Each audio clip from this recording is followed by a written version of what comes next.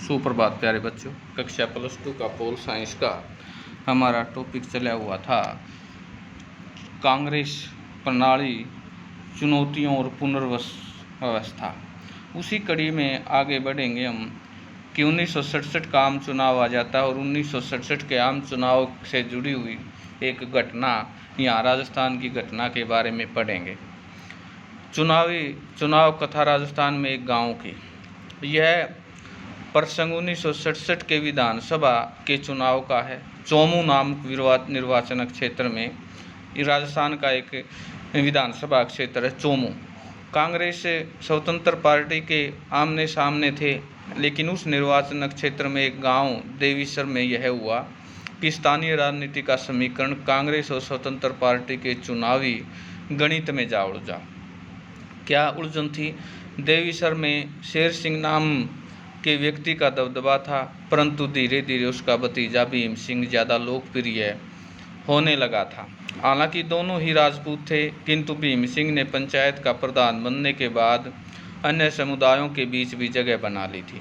दरअसल उसे ने राजपूतों के अलावा गैर राजपूत समुदायों को जोड़कर एक नया राजनीतिक समीकरण तैयार कर डाला था।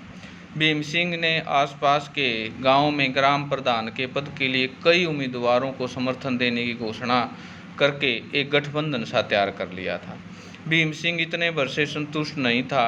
वह कांग्रेस नेता और राज्य के मुख्यमंत्री मोहनलाल सुखाड़िया के पास एक प्रतिनिधि मंडल लेकर जा पहुंचा। उसने मुख्यमंत्री पर इस बात के लिए दबाव बनाने की कोशिश की कि आगामी विधानसभा चुनाव में उसके एक राजनीतिक सहयोगी को कांग्रेस की तरफ से उम्मीदवार बनाए जाएं।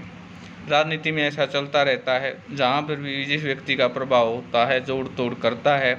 मुख्यमंत्री सुखाड़िया ने भीम सिंह को समझाया कि ऐसा कर पाना मुश्किल होगा। उल्टे उन्होंने भीम सिंह को अपने मनपसंद उम्मीदवार को समर्थन देने के लिए राजी कर लिया। अब भीम सिंह ने अपने समर्थकों से मुख्यमंत्री द्वारा सुझाए गए उम्मीदवार के लिए काम करने को कहा।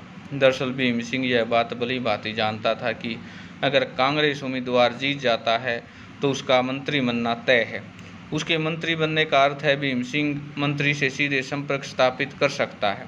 शेर सिंह के पास स्वतंत्र पार्टी के उम्मीदवार के साथ देने के अलावा और कोई चारा नहीं था। पार्टी का उम्मीदवार जागीरदार था। गांव में चुनाव प्रचार करने के दौरान शेर सिंह लोगों से यही कहता कि वह जागीरदार गांव में स्कूल का निर्माण करवाएगा और गांव के विकास के लिए अपनी जेब से पैसा लगाएगा। संक्षेप में देवीसर गांव में विधानसभा चुनाव चाचा भतीजे की खेमेबाजी में बदल गया। ऐसा हर एक क्षेत्र में होता है, राजनीति दांव पेच। तो प्यारे बच्चों, आज है गैर कांग्रेसवाद का दौर स्टार्ट हो जाता है। इससे पहले लोगों को विकल्प के रूप में कुछ नहीं दिखाई दे रहा था। भारत में जिस तरह की प्रवृत्तियां जारी हैं, उनमें से एक सुव्यवस्थित समाज रचना को बनाए रखने का काम नागरिक सरकार के हाथों में जाता रहेगा। सेना ही फिर कानून व्यवस्था बनाए रखने का एकमात्र विकल्प होगी।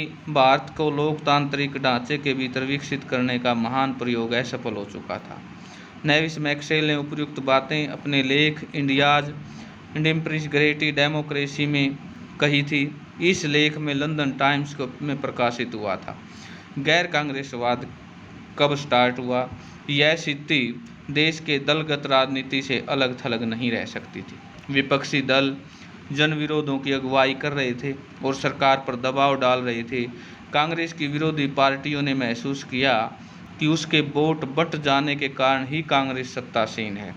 जो दल अपने कार्यक्रम अथवा विचारधाराओं के धरातल पर एक दूसरे से एकदम अलग थे, वे सभी एक दल एकजुट हुए और उन्होंने कुछ राज्यों में एक कांग्रेस विरोधी मोर्चा बनाया तथा अन्य राज्यों की सीटों के मामले में चुनावी तालमेल किया।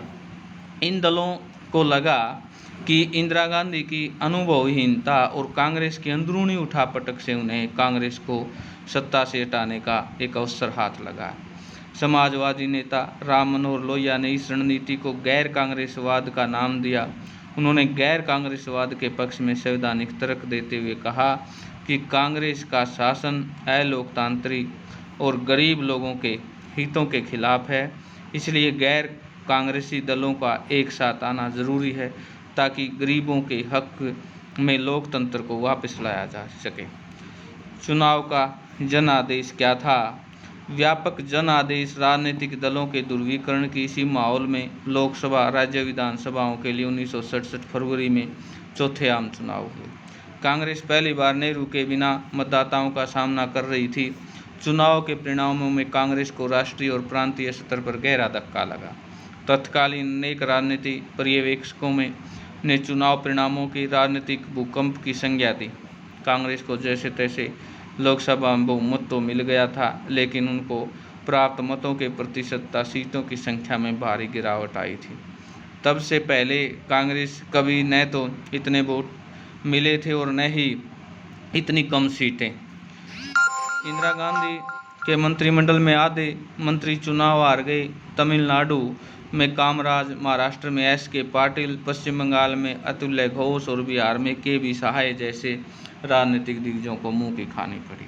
तो प्यारे बच्चों, कहने का भाव ये है, विधानसभा 1967 के क्या परिणाम रहे। ये जो डार्क रेड है, ये वे हैं जहाँ चुनाव में बहुमत नहीं मिल सका जिन स्टेटों में कांग्रेस को, और जहाँ चुनाव में बहुमत मिला वो येलो है। यानी एक किस्म से लोगों ने पहली बार विकल्प के रूप में यह दृश्य देखा। और आज के लिए जो आपका होमवर्क बनेगा वो ये है कि गैर कांग्रेसवाद की शुरुआत कब से हुई और उसका क्या जनादेश था, इस पर सुंदर नोट्स लिखेंगे। और गैर कांग्रेसी राज्य जहाँ सरकार कांग्रेस की सरकार नहीं बना पाई वो कौन से राज्य थे, और जहाँ 1967 के आम चुनाव में कांग्रेस के राज्य बने वो कौन से थे। ये सारी बातें आप आज के इस पीरियड के बाद आप नोट्स तैयार करेंगे। नेक्स्ट हम अगले पीरियड में पढ़ेंगे। आज के लिए इतना ही।